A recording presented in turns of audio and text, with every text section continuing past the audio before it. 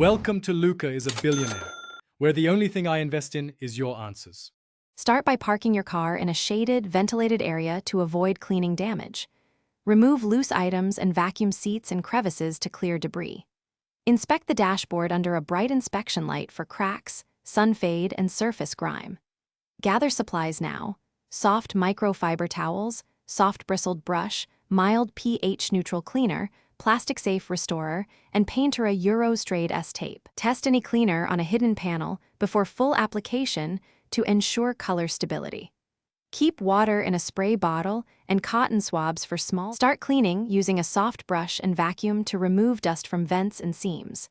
Lightly mist the mild pH-neutral cleaner and wipe in gentle circular motions with a microfiber towel. Use cotton swabs and compressed air for narrow gaps and textured surfaces to lift trapped grime. For faded plastic, apply a plastic restorer or trim dye according to product instructions for even color. Address small cracks with a flexible vinyl filler and sand smooth after curing for a seamless look. After restoration, apply a matte UV protectant evenly to prevent sun fade and cracking.